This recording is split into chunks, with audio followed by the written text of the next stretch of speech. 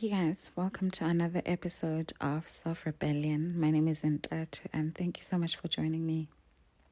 So, I think I'm going through grief, and I know I've been talking about grief a lot. Like the grief of mourning my, absent slash present dad, because he isn't late, but he's not present in my life. But this time around, I think I'm mourning the idea of a romantic partnership that I desire, in the way that I wanted. I'm starting to think maybe it's a figment of my own imagination because there's no way that it exists. And if it does, I can't sit around waiting, right? The hope and then the heartbreak at the realization that what I'd hoped for isn't exactly, the thing. In the past, I'd seen potential romantic interests that come close to what I want as indication that I'm close to finding it. But now I think it's the stories I tell myself to cope with the reality. And I'm also just so upset at the realization that the idea of romantic partnership is taking up so much mental room in my mind, or so much retail space in my mind. And I'm like, oh, can I free up all that time to think about productive things, like the cure to the next best cure to cancer, or whatever best invention there is after AI, you know what I mean? But I'm so occupied by this idea. And in the past, I thought it has to do with, the content we're exposed to on TV. I don't even watch TV much, maybe even storybooks, but I haven't really been reading, novels, let alone romantic ones. So I can't really blame those things as being influential in my thought process, but I still can't avoid also the fact that I am thinking about this. And maybe it's got to do with the age I'm in, and that's what people think about. But I also can't help the idea that maybe it's just a me thing who thinks constantly about this. And I would have rested the idea there. But now I'm starting to think that maybe we're all thinking about romantic partnership, and it's taking up a lot of mental headspace in a whole lot of people, not just myself, so maybe I'm not just an anomaly. And I've come to this conclusion because I'm watching this show. Recently stumbled on The Buccaneers on Apple TV. And now I hadn't done any background research on what the show could be about. I didn't watch any trailers or nothing.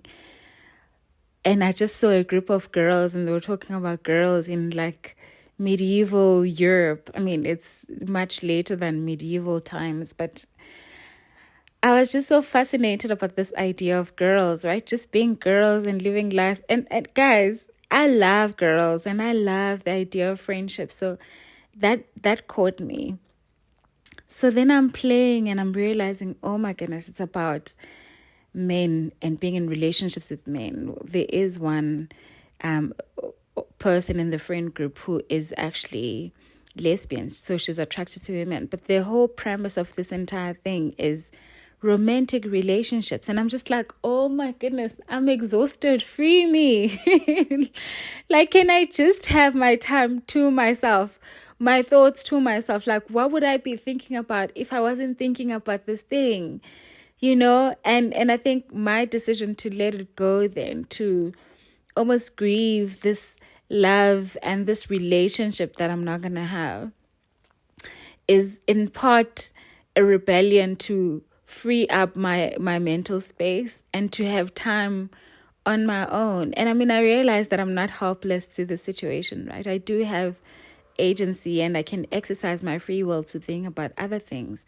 But these are things I think about when I'm not even trying to think, they just automatically occupy my mind. And as I'm watching this show, The Buccaneers, I almost feel a sense of helplessness, if you will, that this whole thing that we all desire, this human connection that's inexplicable, maybe also powerful and also consuming, because once you're in its orbit, like you barely focus on anything else outside. I see these group of friends who are so consumed about their individual relationships with their respective partners that they barely see their friends. And it made sense to me why then, would all long for this romantic partner who's just going to be existing for ourselves. Not that the entire purpose is premised around us, but they're your go-to person. I think the appeal for me of having romantic partnership is the continuity of it all, the context that exists with the partner, such that 5 years down the line, I don't have to explain myself and my response to a particular event. They just get it.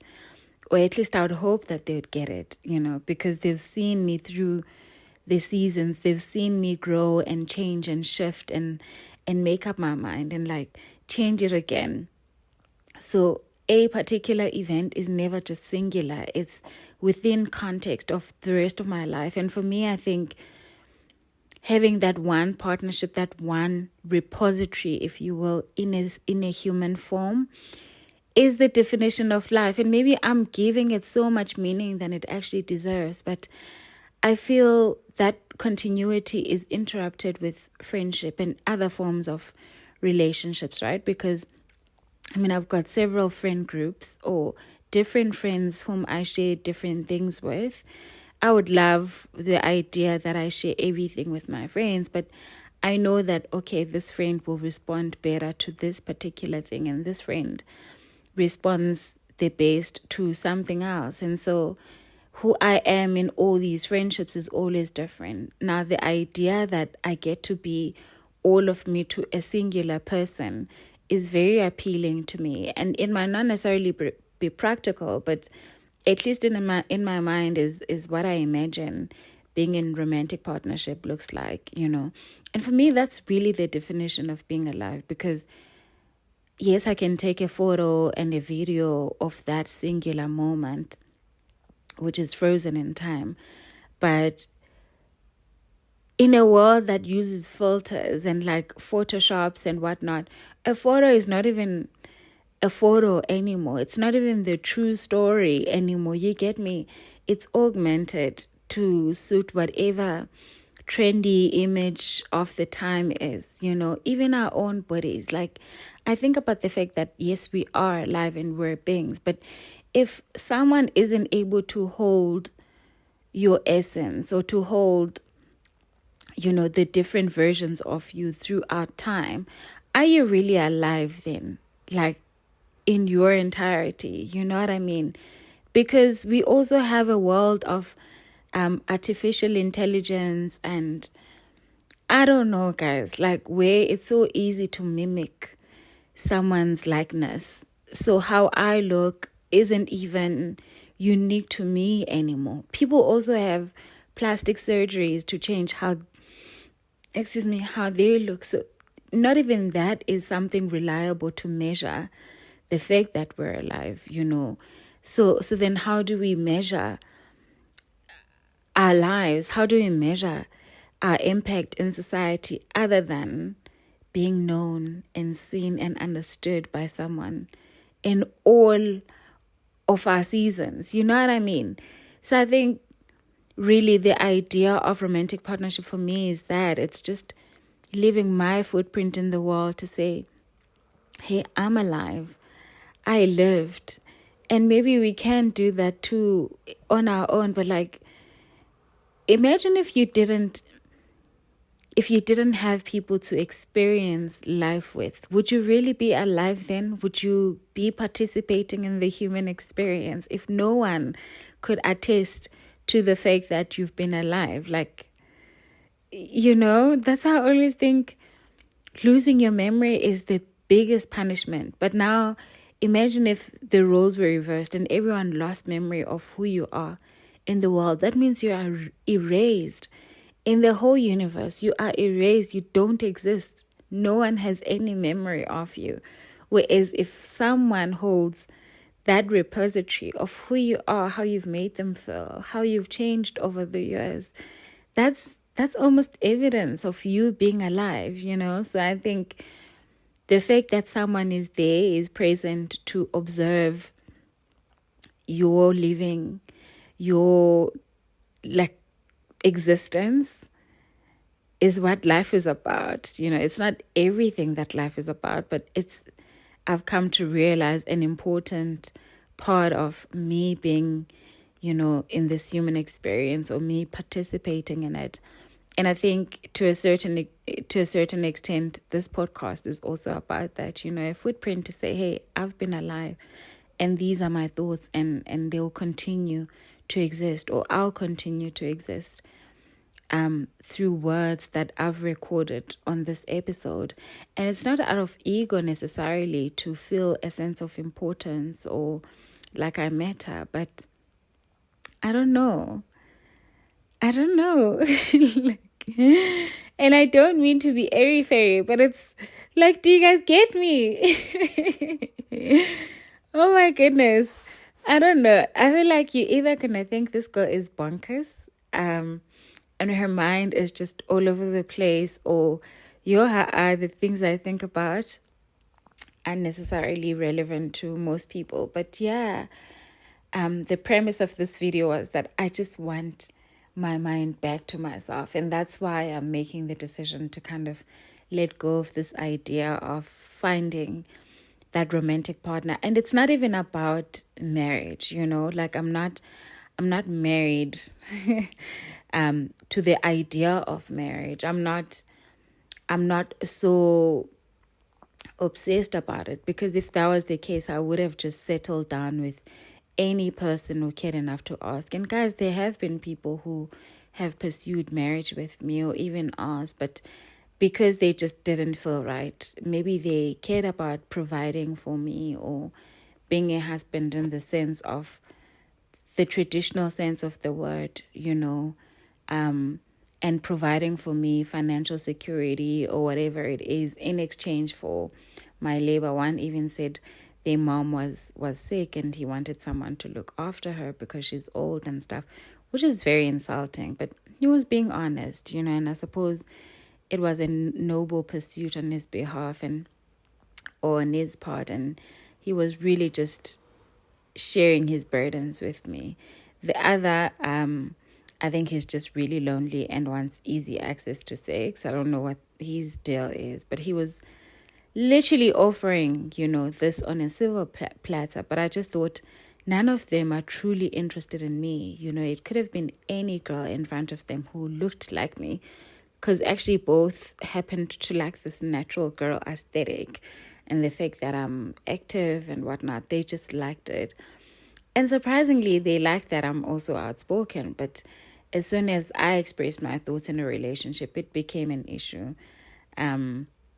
So the power dynamic there was always going to be problematic. But the point is, they just liked the idea of me, but not truly were they invested in getting to know me as a person, as me, in all my complexity, in all my contradictions, And I think what I want and what I seek is someone who's just going to be an observer, not interested in changing me or molding me to suit whatever image that they've got, but to just observe. I spoke about one of my talking stages in the previous episodes, and I find so much beauty in being able to bear witness to someone's being, to someone's living their life and making their own decisions and determinations about life.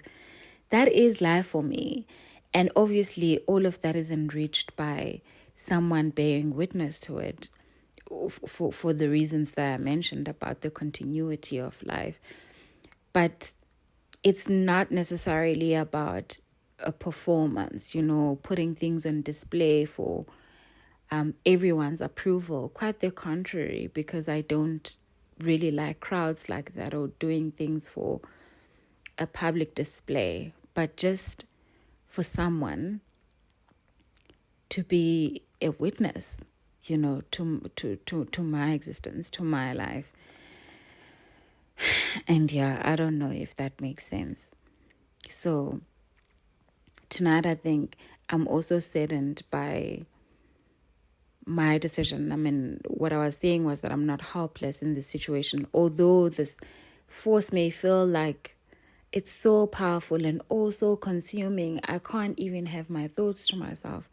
I do also acknowledge the fact that I've got a sense of agency, like I've got free will and I can exercise that, and I suppose my decision is that I need to live my life as though I'll never meet this person or I'll never find the thing I'm looking for. And that's okay. Like, it's okay that I'm going to be, the single person well into my 40s and 50s if I live until that long, God willing. And I'm going to be, the cool aunt to all my friends' kids and my siblings' kids, and I'm going to have my dogs and cats. I'm also like in the process of, there's like stray cats near work and one has just given birth. So I've been wanting to get those kittens. And I know it sounds morbid, but I was so excited by the idea. They just kept running away from me. But I'd rather focus my attention and like mental headspace, or towards those things, and something that's productive as well. I was meant to write something today. I wanted to write. And I wanted to do something productive, but I haven't been able to do that. And I caught myself thinking about this thing over and over again. And I'm like, why? It's almost bordering obsession at this point. But I don't know if other people think about romantic relationships, to the extent that I do. And I wonder if it stops once you do get the thing. Like once you're in a relationship, do you stop thinking about the relationship? Or, this consumption continues. And it's so crazy to me that we're all hopefully thinking about this thing, or at least that I'm thinking about this thing over and over and over again, even though its success rate is so poor. Guys, I don't know a thing that would be promoted this much if it had a 50% chance of failure. Like, can you imagine? That's not a great statistical probability. And yet, marriage is the thing that consumes us. Not even marriage then, because, I suppose marriage is a marker of, or the pinnacle rather, of modern day relationships, even olden day relationships. But I suppose more so modern day because we are willingly choosing those. It's not because we're, required to do so for our livelihood or financial security or our safety and well-being. We're deliberately choosing it, even though it ends in divorce 50% of the time. There's another interesting stat about 80% of people who've divorced get married within 5 years of their divorces. So even people whose marriages didn't work out, they still yearn for this thing. And guys, I suppose people in marriages as well, because they're out here looking for the loves of their lives, like they're out here asking us out and wanting to fall in love. So I don't know what that's about, Does it consume you guys just as much, And I suppose I've reached a stage of exasperation now. I'm just like, oh my goodness, can I have my mind to myself? If I wasn't thinking about this thing, what else would I be thinking about? Like, I think I'd have been so much more interesting, and cool and like creative and solve problems, cure cancer and start really cool inventions. I don't know. But my time is wasted thinking about a bougie panzula or an MBA guy or, the doctor or grocery store guy, whoever it is. And I'm just so over it. So over it. And yeah, I've decided, nah, no more. And Sana, I'm probably going to change my mind tomorrow or whatever the case is. But today, I'm really just mourning the idea that, I might not find what I'm looking for. And I'm not going to sit around and wait, because my life is not a train station. I'm not just going to sit and wait for the train to arrive. I have to continue living it. And I've been doing that. But there's also this expectation that I can't describe, and I'm letting it go. And it hurts. It sucks. But I think it is necessary for me to win my time back, Yeah, I think it's very necessary, guys. I don't know how you're all feeling. Yeah, that's it from me today. I really hope that we could engage on the subject a bit more. If there was a way for us to interact and I could get your feedback and stop feeling so crazy. Like I'm losing my mind. But yeah, thank you so much, you guys, for joining me. I don't take this for granted. I appreciate each and every one of you for listening. If you aren't already following the show, please hit that follow button. It does help our show grow, and I am planning to make this bigger and better, and to be able to bring in guests. I mean, next season, I'm going to focus on having these conversations with guests, and also deciding which person would be ideal for the type of topics that I would like to cover. And yeah, I really want to make this an enjoyable experience for you guys while we tackle topics that really matter to me, and hopefully to you as well. Thank you so much for joining me, and I'll see you guys at the next episode. Bye.